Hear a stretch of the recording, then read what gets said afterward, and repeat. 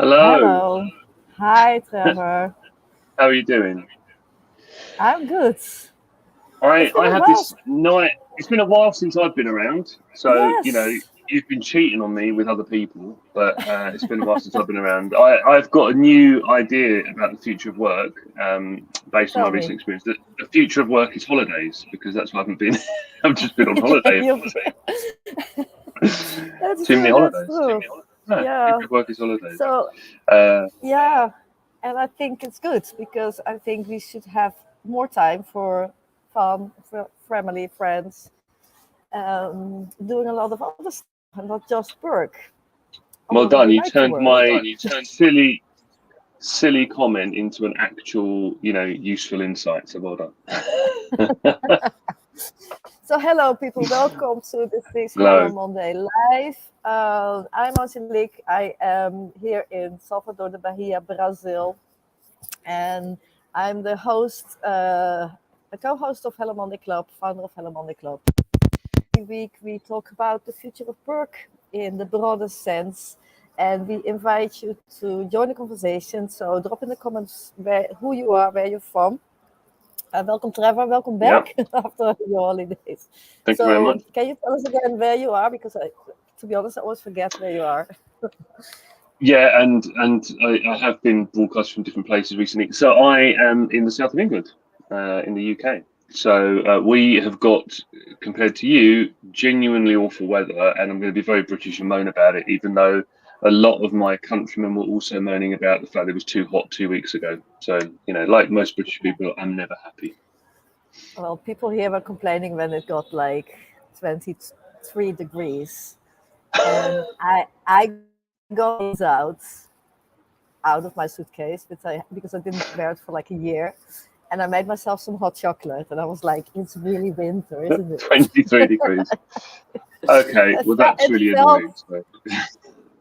it did felt it felt more cold actually. Ah, okay.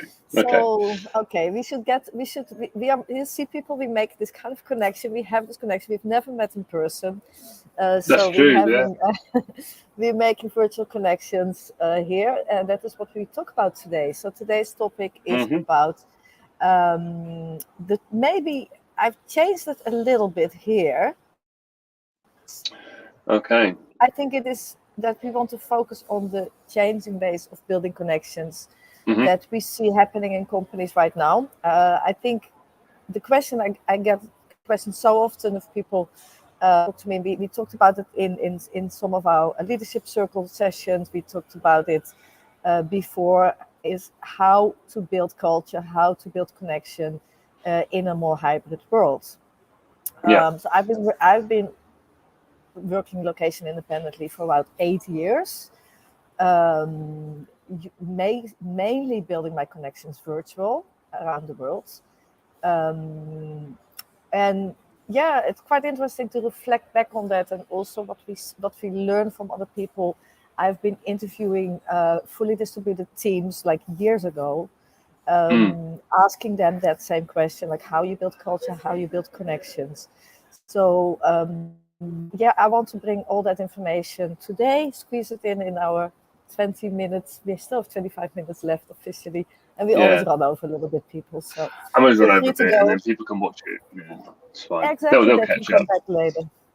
And I think So there's another element to this, Angelique, and maybe we'll get time to touch on it, maybe we won't, which is the idea of having a connection with the organisation, and that's been what a lot of HR people have worked on for decades now. It's been really important, whether you call it employee engagement or employee value proposition, and I think that changes slightly, or is in the process of changing, not just because of hybrid work, but because of loads of other changes as well. So it'd be good if we could touch on that if we have time, but let's see how we go. yes. So people, can you leave in the comments if you have detected a change in the way you make connections with your colleagues over the last 2 years, because that's obviously been a very different situation when suddenly everybody was working from home. But more interesting is people that were changing jobs since. So if you have been changing jobs, Yeah. like most of the people have been changing jobs, it seems, So how did you go about with having being onboarded in a more hybrid new workplace? And just leave your comments. If you have questions, leave it. We'll be just always happy to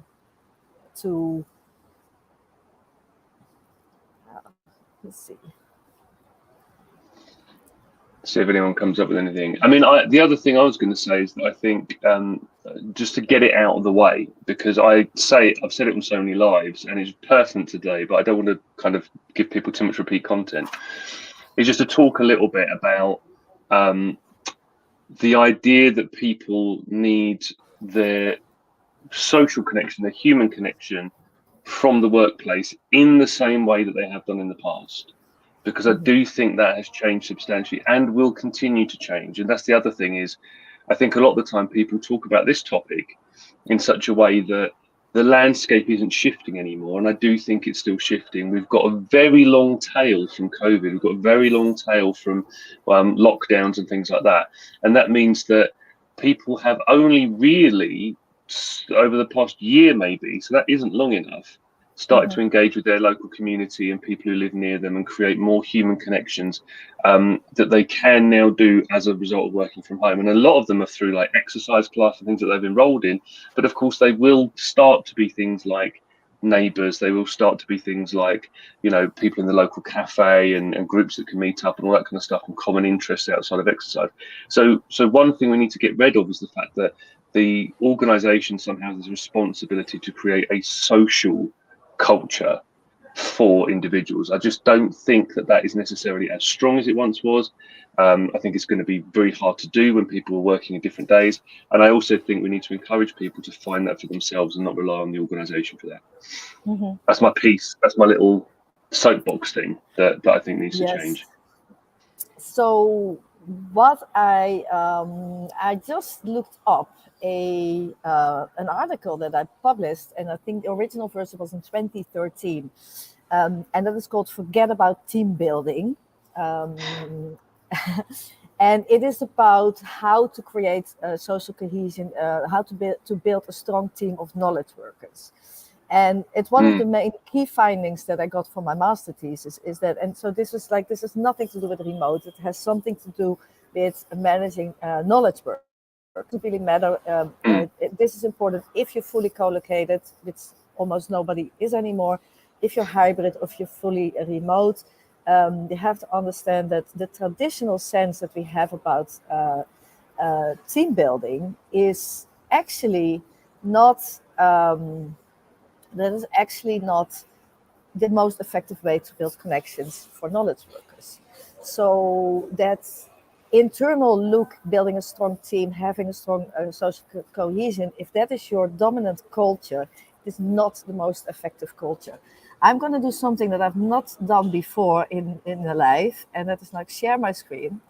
So make sure there's no passwords or like bank details. I was thinking like, what do I have open? I think I've got nothing open here, so I'm not sure if that something is gonna happen with the microphone. Okay. Probably not. Let's see. What does it say on my screen? Because I actually want to show this image to. Okay. I just have a preview. So yes, it works. I think something is coming up. It's blank at the moment. It is blank, which is okay. So maybe we should not do these things. We should practice that a little bit more. Learn anyway, something. It is about the competing values of Cameron and Quinn, competing values framework. The culture that is a family culture, that is a clan culture, which is dominant in a lot of organizations. It has an internal focus, workers, the actual cohesion, the way you build connections for teams and knowledge workers, by default, the most effective is that if they can work together on challenging projects, so they need to have the intellectual challenge and to co-create on the actual project, and they want to be connected to a higher purpose, a higher goal. So people want to be feeling fulfillment. They want to know why they are doing things, and they want to work on something that challenges them and that gives them an opportunity to grow. There's a very external focus as well. So it's very client driven, it's very solution driven. So you can see that in the way that startups think. It's like, okay, we are solving a real problem. That needs to be, we have to find product market fit. That whole way of thinking, that is like in that framework, it is the autocracy, and you can really, really see that in those kind of startups. But is the most effective way for knowledge workers. So if you are really focusing, that is, around team building, people becoming friends, it's not that it's not important, but it should not be your dominant intent in the culture that you're creating. So this is already general. This is also for co-located teams. Yeah, so that is kind of saying, look, an effective team is not the same as having a group of friends, right? It's kind of saying they're potentially two different things, and going in and trying to make friends as a way of getting to the end result of having an effective team is potentially the long way round. Yeah. And actually getting them to do stuff together and solve problems. I remember quite some time ago. I mean, it was early in my kind of management training days, and just for the record, so I don't sound like a blow my own trumpet, I taught lots of things that I don't agree with anymore. But one thing that I did teach back then was when people are setting objectives, really think about kind of forcibly putting people together. And it didn't require a lot of force. All you're really doing is going, I need this thing to be achieved. How would that best be done in a collaborative fashion? So with new teams or new partnerships, new working partnerships, what that would mean is you'd lose a little bit of efficiency in a similar way that when you delegate something for the first time, you lose a little bit of efficiency, but it's for the greater good. Same thing when you say, look, I really want you two to work together on this. You've only got a limited amount of time each. Good collaboration will result in this being achieved. Poor collaboration will probably mean that you won't be successful. And my evaluation, whether formal or informal, of the success of this will be of both of you. I'm very little interested in your individual contributions. I'm interested in the overall success of this task or project or something like that. And I suggested this as being the quickest and most straightforward way to start building interpersonal connections within a team, and overall then achieving better teamwork in the long run. And what amazed me is, I would train this, and to me it's kind of obvious. You sit down with your objectives and you go, well, that one's too big, I need to get other people working on it. But it would be for some managers a real revelation, because they saw team building as something that was done outside of work in many ways. Go for drinks, have a team building weekend or whatever it would be. And then the reason you did that was really just an exchange of information between individuals whilst the work's getting done. There wasn't a lot of thought given to, I think because it takes a little bit more thought process, there wasn't a lot of thought given to how can I make these people actually work better together.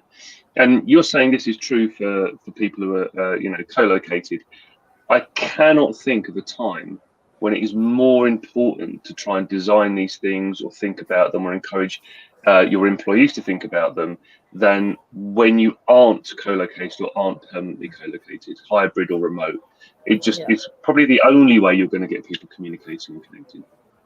Yes, and that I want to add here that it is important to understand that, but because I see a lot of people, they are like seeing the challenge, they define their current challenge as we have to recreate the same kind of connections that we were making when we were co-located, but we want to move that to a virtual space. And that is the wrong challenge. It's because it's impossible. So, you're trying to solve something that you can't solve. Instead, it is good to understand. So take that high autonomy, working on this challenging project, a higher goal, a good sense of direction. Take that as the base for your management style, your culture, and understand that people create different kind of connections working online together.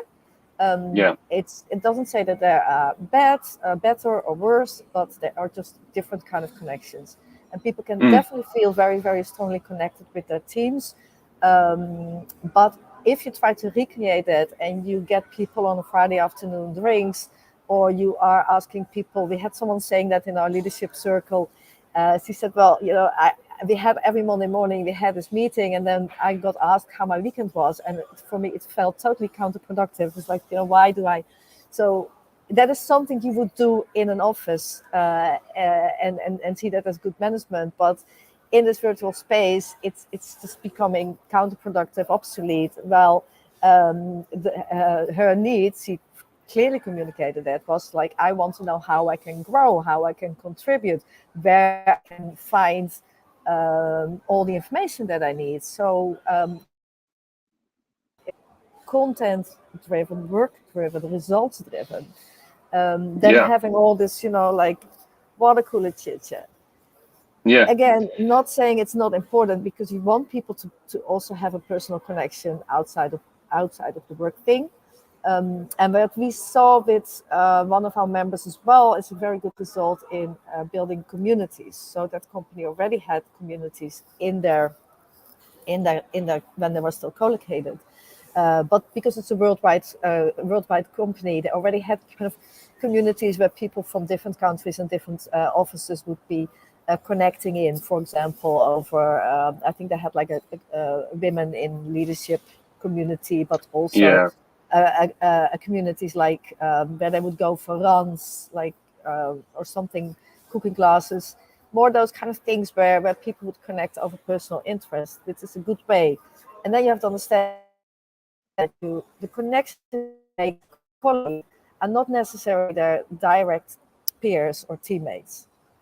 No. So, but they make the connections with other people from the company, thus creating engagement and a feeling of belonging, while it's not necessarily in the team where you go for bowling once a year. Yeah, I mean, I remember when the term virtual team used to mean a team that wasn't all the people you directly reporting through to the same person. So they didn't all have the same manager, or they didn't all have the same sort of job role. And I think that concept, although we need a different term for it because virtual team tends to mean fully remote now, I think that concept is coming back. So something like a guild, like a product guild or a customer guild or something like that, where people come together around a central idea, is helping to create connections in organizations that have always been remote. So they know that they come together with a common interest. And all they need to do is just ensure that when they do come together, there's some kind of clear purpose. So it doesn't feel like that meeting where it just feels like a waste of time and you're kind of spinning your wheels, but there's actually a purpose coming together. And I think, again, organizations need to start introducing that, encouraging it. It's very hard to engineer. And I think that's a mental shift as well, not just I'm not going to recreate what happened in the office, but also companies are now automatically less hierarchical because there is less direct influence. And so what they need to do is introduce an idea, introduce a new concept, introduce a catalyst, but not feel they've got to engineer it or control it, because people will naturally drift away from what's not working for them. So I think having more different connections and creating those opportunities and creating role models for those different connections will also help to ensure that the communication flow is kind of maybe as good as it might have been informally in the office, but is potentially more intentional because there's actually a little bit of design around it, a little bit of structure. Yes. Yeah, it's a very practical tip that you just touched on, so I'm just going to highlight it. Well, we're not giving all the practical tips in this live, but document everything. So it means that people feel more connected as well, even if they they were not attending a meeting. They should have access to all the information. So if you, I interviewed at that moment the people director of Buffer, and Buffer is at that time they had like almost 100 people, fully distributed, so in all time zones, a company that didn't have an office from the start. And I asked them as well, like, how did you build those connections? And what they, for example, very intentionally had, they had a buddy system, but also they had someone, so they would have like a check-in, like an informal check-in, so that there would be a buddy keeping an eye out for each other. So you would have like a weekly they would have a weekly meetup, and then would say, so how have you been? Like, how are you feeling? How's your energy? Are you okay? Just getting that kind of, idea, because this is one of the biggest concerns. How do we know if people are fine when we don't see them? So that is a way to do that.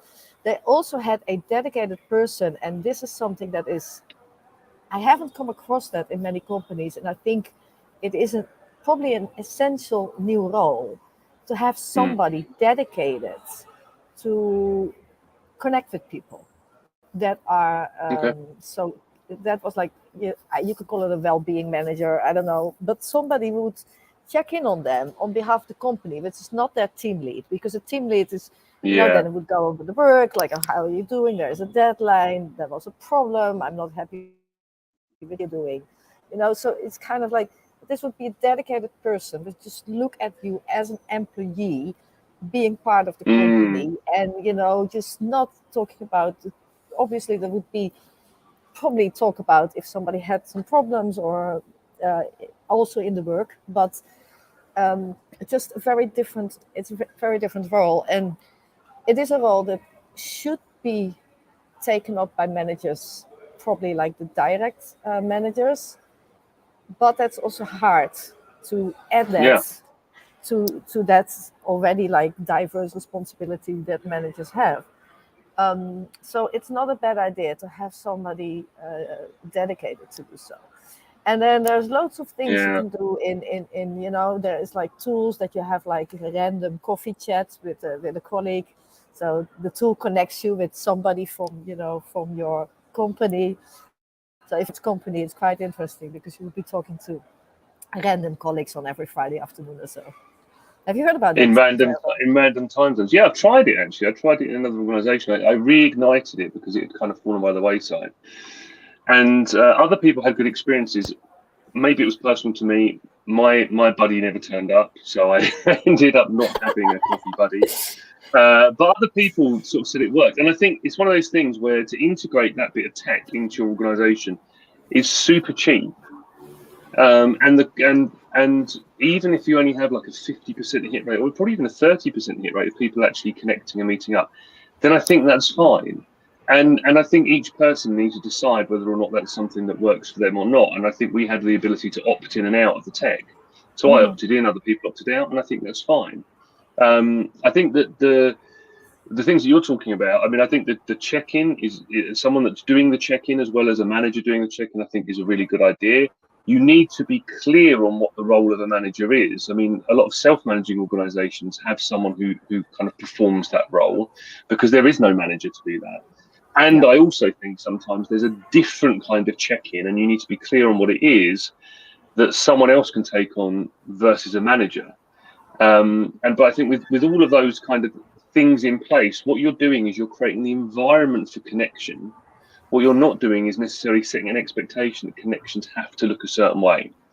And the other kind of practical thing ish while we're talking about it, and I guess this builds on what you were saying, is you have to treat new employees different from your kind of veterans or existing employees, because your new employees just don't know. They just don't know. They kind of have no idea, and they need to have some connections created for them. It's very different as a new person. If you think about when you're a new person, you go in, it's very frightening. And a few people will come up and introduce themselves just because you're new. And you cannot recreate that, exactly to your point, you cannot recreate that in the virtual environment. I just don't think that's possible. So then you have to say to yourself, okay, so what is it what was the purpose of that? And is that purpose still necessary? Hmm. The purpose that showed them around the office, that probably isn't necessary, or if they're going in sometimes, then that can be picked up by facilities, doesn't have to be picked up by, the local buddy or whatever. But what connections do they need to get onboarded and get onboarded quickly? And again, organizations who have replicated their old onboarding process in the virtual world have, in my experience, and I've worked with two companies that have tried to do that in the early days, I'm sure they're better now, missed so much stuff because they brought the wrong lens. What they should have done really is go absolutely back to scratch and build from the bottom up, because there were so many things that were implied knowledge that new people couldn't pick up. And I think that's a core connection. If you don't want kind of 6 month, 1 year turnover, you really need to invest probably double the time and money that you did before in new starters and people, you know, changing departments, significant departments, or people, you know, relocating or whatever. You just need to invest a lot more time in that thing. Exactly. Because what we see is people saying, having this kind of going back to the office movement, and I'm pretty sure it's driven by high turnover of new staff. Just because people did not get that right. So it's like the connection and social cohesion that we actually talk about. So it's the social cohesion that if you fail to do that in the hybrid world, you will probably feel like, you know, so it's a new challenge. It's the new challenge is how to build social cohesion environment in hybrid teams or remote teams. And if you fail to do that, companies will go back to an old solution. Okay, let's come together in an office because we felt social cohesion there. Exactly. But then you miss on all these strategic advantages and you miss out on a development that is unstoppable.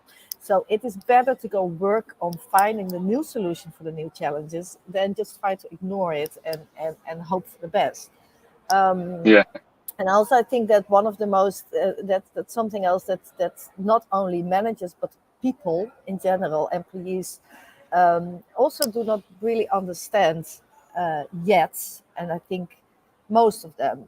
So it is the idea that, and we've talked about it a lot. I talked about it also with Christian, because we're going to do a workshop around work design with my friends from Prototype U. And for example, he said that, so many of my friends, they said, like, they miss having lunch with colleagues. And he was like, but you can also have lunch with your friends, you know, like meet. Exactly. and exactly. he was just like, and he was like surprised and that people just kind of haven't opened their minds to the opportunities it brings to them, that is just diminishing that need for social cohesion in with colleagues, but it gives you like that friendly social connection that we need. You can also get it in different ways. It would create a structure that, for example, me as a solo entrepreneur, what I've done like many times in years, especially when I was traveling a lot and I come to cities where I didn't know anybody, it was kind of like I dived into the networking of digital nomads, and there we would meet talking days. So we would just go to a cafe with like a bunch of people working for different companies or having their own company. We just sit there together and we would just, you know, make the connection while we were working for like a client that was on the other side of the world, or having a chat with a colleague that didn't have anything to do with the people around you. So that idea of co-working, like I'm in a co-working space, I know you spend some days a week in co-working spaces as well. These people are not your direct colleagues, but you still have the working environment and still feel like, you know, you don't have to sit by yourself all day in the kitchen table, getting lonely because you can't see the people you're working with in a virtual space. And let's not forget that, you know, that need to connect for a lot of people in the office sort of created inefficiencies, because people would naturally take breaks and want social engagement, but then they would ask that of a colleague at the time that wasn't great for the colleague, and the colleague would feel obligated because it's their colleague. And so you'd create this kind of dynamic of interaction that was very rarely efficient. And that was kind of okay, because it gave us something soft that we didn't necessarily understand. You know, it gave us some kind of culture, or it gave us some kind of engagement that we didn't necessarily understand or put our finger on, but we kind of went, well, it feels right and it feels normal. Now what we've got is people can just be a little bit more intentional with who they engage with, why they engage with them, and they can manage that social connection. And they can, you know, people used to feel really weird about sending an email to the person who sat next to them. Of course they did, and that's kind of right. You could just turn to them. But and that was almost ridiculed. But the thing is, that then gave control and power and autonomy to the person you were sending an email to. So it was kind of right and wrong at the same time. Now we've got this ability to kind of create our own working environment and our own social network, and sometimes those things will overlap. So I think it's really key that organizations communicate to individuals that they are empowered. And this is maybe a bigger topic for another conversation, but I feel that a lot of the solutions that organizations are coming with not only are trying to replicate the old office, that's one of the mistakes and the fallacies they walk into, but they're also not recognizing the broader kind of undercurrent, which is the shift of power to talent. So that's not true in every organization, but it's certainly true in kind of tech organizations and generally organizations of knowledge workers. People are really in demand, particularly in Europe. Unemployment is incredibly low. So you can move around, you can do other things, and you can make decisions. And if you are still of this mindset that, as you would have been in an office where you have a lot of control over people's work experience, and then you port that out and you have this view, this lens that actually I need to create this for people, I need to look after them in quite a parental way, you're going to put people off, even if you have the right intentions.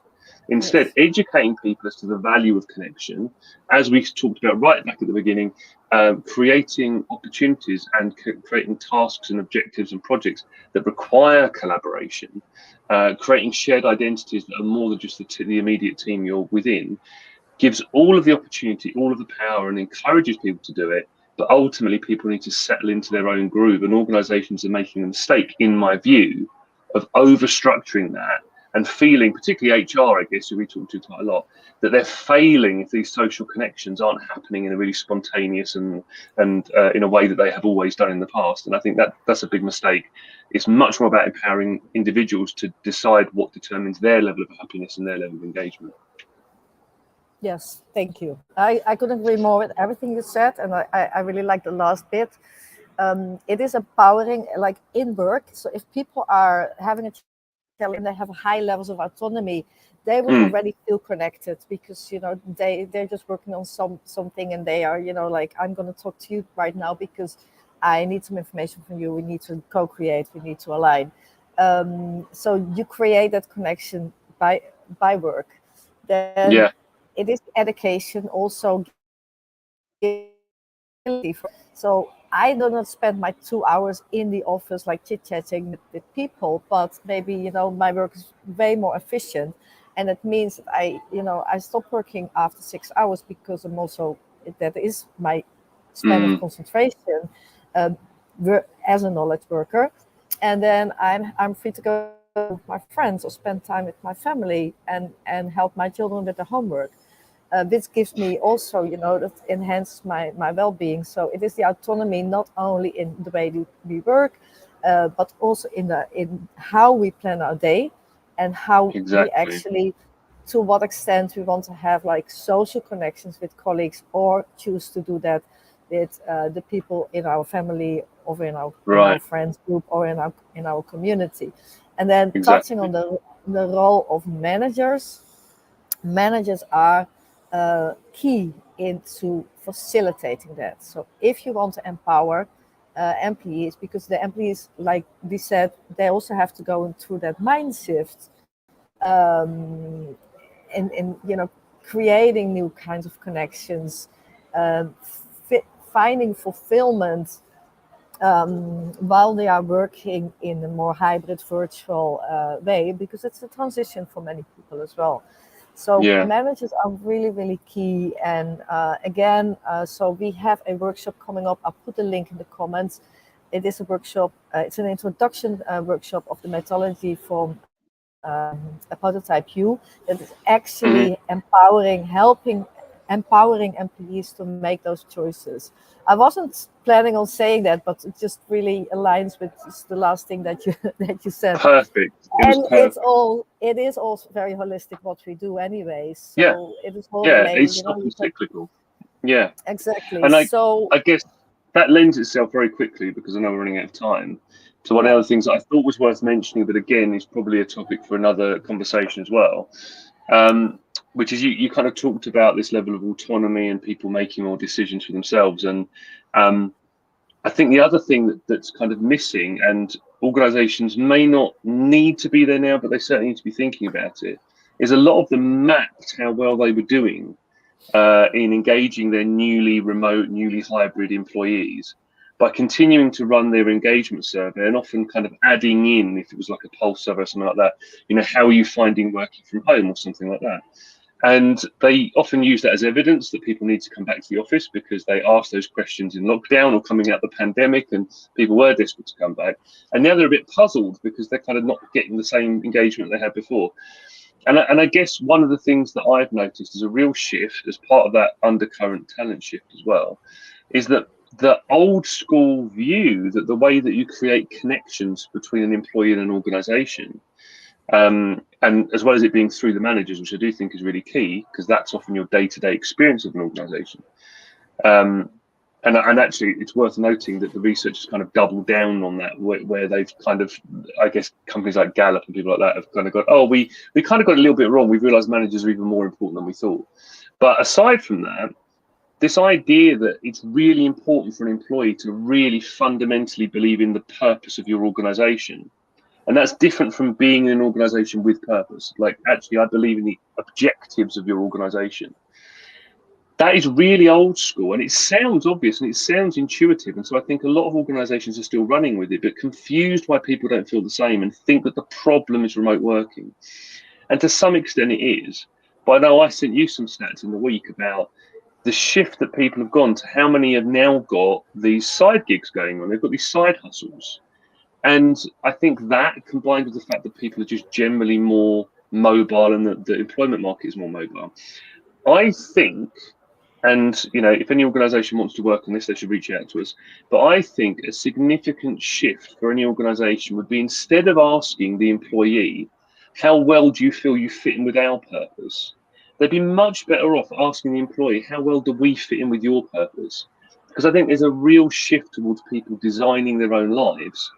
And you could have, people who look on the surface not being very engaged, actually really loving the experience of working for an organization that gives them the flexibility to do their own thing, empowers them to build for their retirement, or empowers them to build for launching their own brand, or whatever it might be.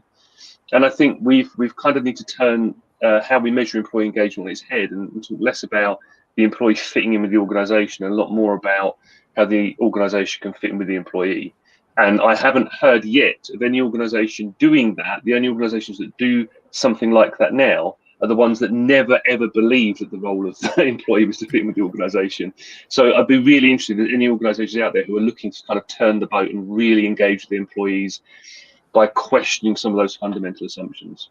So there you go. There's a call to people to get in touch if they feel they fall into that boat, or they just like to explore it, I guess. Yeah. I was just, in my mind, so a lot of things started to click, actually, but I just reflect on them very, very quickly. So this is what happens, people, if you have the conversation, if you take some time out, and this is why we have a little think tank going on, because I was just making that connection, being empowered to and to work more remote, to understand that there is more to life than just work, because you're out of that cage that you were into every day. 2 hours commuting, 8 hours in the hours at least.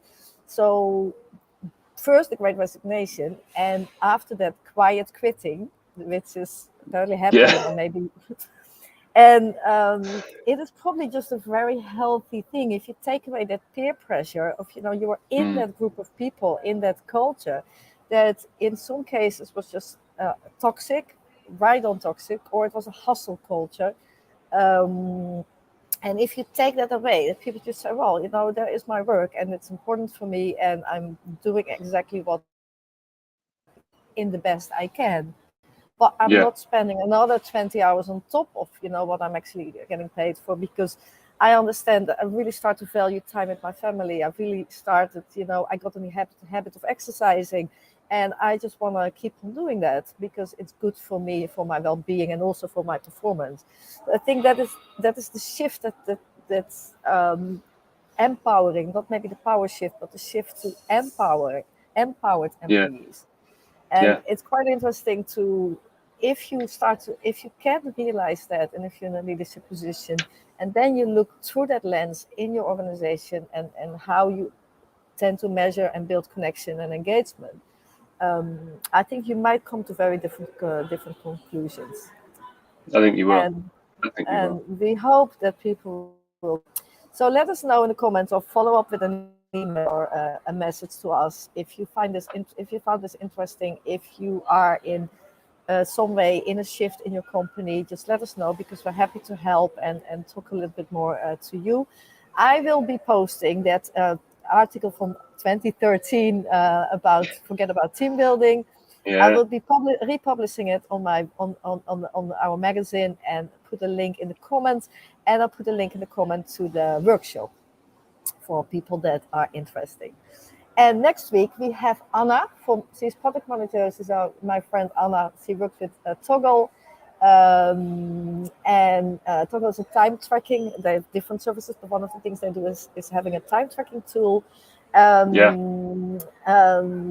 It is actually a request from Alex, who was in the show last week. He was like, Angelique, I would love to hear more about, should companies do time tracking, yes or no? And Anna has been speaking on an event for our Hello Monday half ago, but now we invited her to be on the LinkedIn Live. Fantastic. Should you be doing time tracking? And if so, in what way, and how would it fit in? And we're going to be touching probably a little bit on, because that's also quite an interesting thing that is happening in companies. And that is next week. So nice, I like it. Thank so everyone should turn up next week. Is that what you're saying? Everyone should do it. Okay. Thank you all. Thank you, Trevor. Thank you, everyone. Thank you, Angelique. Pleasure as always. And yeah, let's catch up again soon. Enjoy the rest of your day. Take care.